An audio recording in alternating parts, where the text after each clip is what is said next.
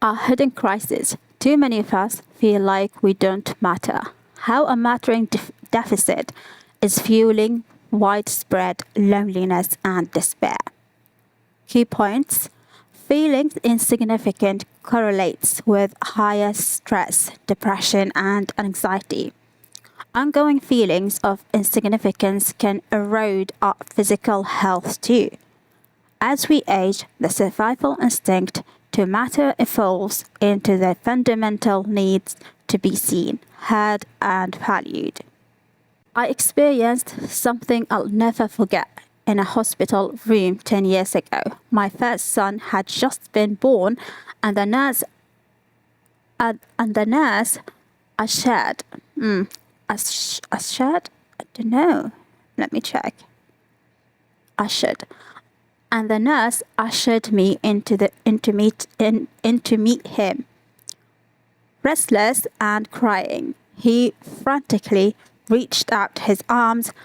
I lowered my hand, and his tiny fingers gripped my index finger and didn't let go.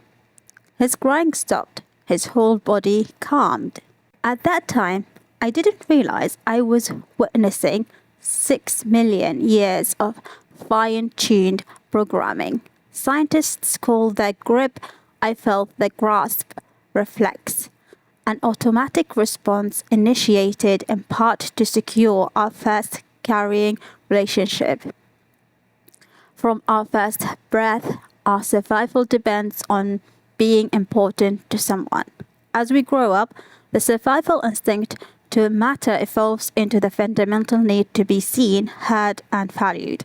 When that need is satisfied, we experience what psychologists call mattering, the feeling of being significant to others. Mattering is different and more elemental than belonging or inclusion. Belonging is feeling welcomed and accepted into a group. Inclusion is being invited and able to take an active role in that group.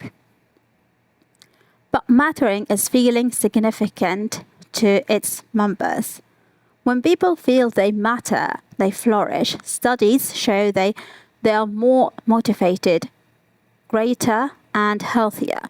But when people feel insignificant, they languish. Disconnection, disengagement, anxiety, and depression often follow. Consider the panic of a newborn reaching out and finding no one. Mounting evidence suggests that too many of us today face a similar disorienting stress of insignificance. We are facing a mattering deficit. We are facing a mattering deficit, and it is a hidden driver of the unfolding epidemics of loneliness, disengagement, and declining well-being. The most visible symptom of this mattering deficit is intensifying loneliness. Estimates are that 1 in 3 people feels persistently lonely. The well-intended advice to counter loneliness is to connect more, putting the burden on individuals to solve their isolation by reaching out and reconnecting. In organizations, the result has been more meetings and countless online platforms, promising community. The average adult sends 30 to 40 text-based messages daily. We are more connected than ever, but we are still lonely.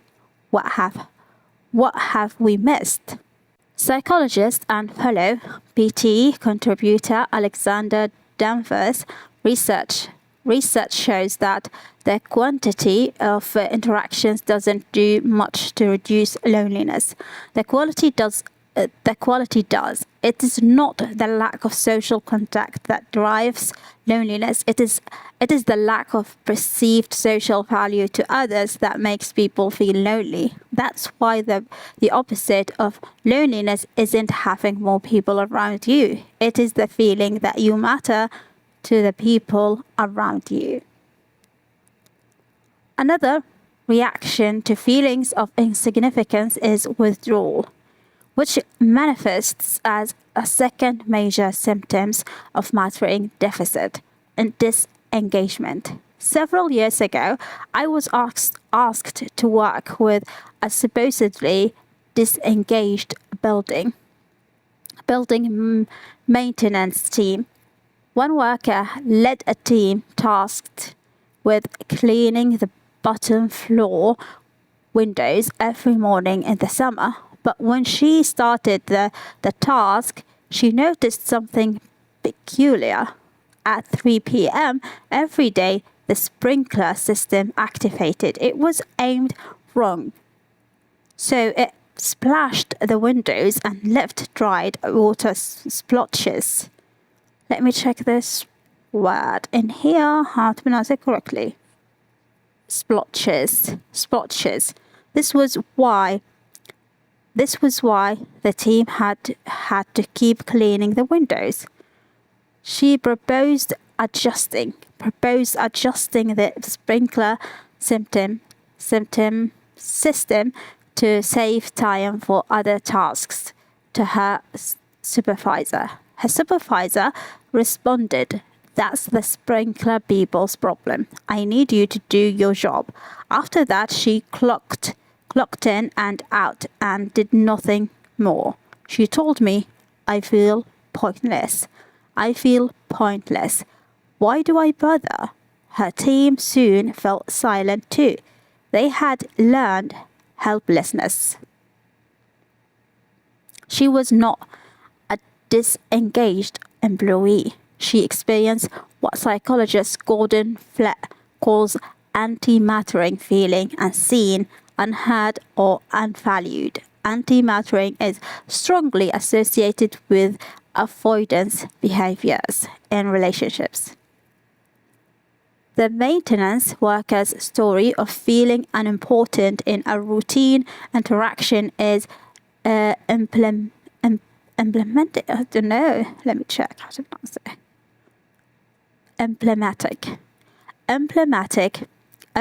Emblematic of what's behind persistent disengagement. In January, Don't know how to pronounce it. Let me check. Gallup reported employee engagement at a 10-year low, even as services to address employee engagement became a $1 billion industry, and organizations spent billions on perks and well-being programs. Two data points stand out. Just four out of every 10 employees in the Gallup sample strongly agreed that someone at work cares about them as individuals.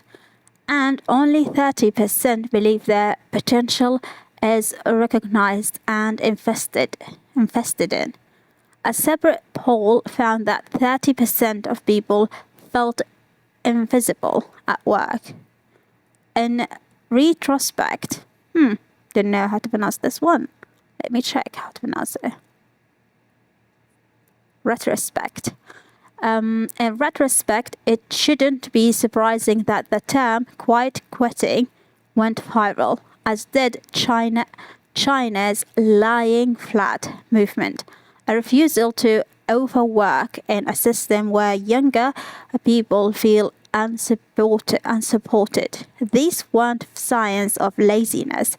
They were predictable responses to chronic insignificance. Perhaps the most troubling. I don't know. Let me check. Troubling. Perhaps the most troubling effect of this mattering deficit is its toll on our health. In 2022, University of Ottawa researcher Amanda Criskman, I suppose, tracked over 450 adults for 4 years. She found a vicious cycle. Anti-mattering predicted future depression symptoms, and depression symptoms predicted future feelings of anti-mattering. Her study added more evidence to longitudinal studies demonstrating that clear link between feeling insignificant to others and mounting mental health struggles. I'm gonna see how to pronounce this one and the other one. Mounting, it's correct. And this, I pronounce it as vicious. Let me check it. Well, it is. But the toll isn't just psychological. Ongoing feelings of insignificance can erode our physical health too. In 2019, the sociologist, I don't know, let me check it. Sociologist John Tyler and his team studied what is that? How do you pronounce that? 1,000. Oh, they spell it. It's not my fault. It's theirs. 1,000 men and women. They found that when the participants indicated feelings of not mattering to others, they had objectively higher blood pressure and elevated levels of the hormones that drive chronic stress and activate the body's fight or flight system. This is the stress of insignificance, of reaching out and finding no one. But there's good news. Think about when you most feel that you matter to others. If you're like most people, my team and I have asked that questions too. You're not thinking about big actions like receiving gifts, awards, or more money from your boss. You're likely thinking about small interactions in which someone checked in on you, alleviated a struggle, took time to understand you, showed gratitude for you, named your potential, or showed you how they relied on you. Mattering happens in moments, and our interviews reveal 3 characteristics of interactions in which we feel significant, feeling noticed, affirmed, or needed by others. We can become better noticers by slowing down, relearning to pay deep attention, and remembering and checking in on the details of others' lives, from our delivery driver to our families to our colleagues. We can start affirming others by showing people the difference they make for us, and making it a point to name the unique gifts they contribute to our lives or work. We can show people how we rely on them by saying, if it wasn't for you, and reminding them that they are indispensable. Okay, let me check this word. They are what? Indispensable. I pronounced it correctly. Well done, me. They are indispensable. We want to solve our loneliness, disengagement, and mental health crisis through more programs, platforms, and initiatives alone. We'll solve it by showing up in our next interaction and ensuring the other person feels seen, heard, and valued. Anavajo, what is this? Is it a name for something? A Navajo proverb on hospitality captures how we must begin encountering one another.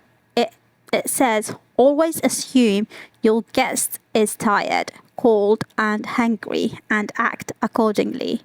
Giving the evidence, here is a good rule of thumb for all of us. Always assume the people around you feel unseen, unheard, and undervalued, and act accordingly.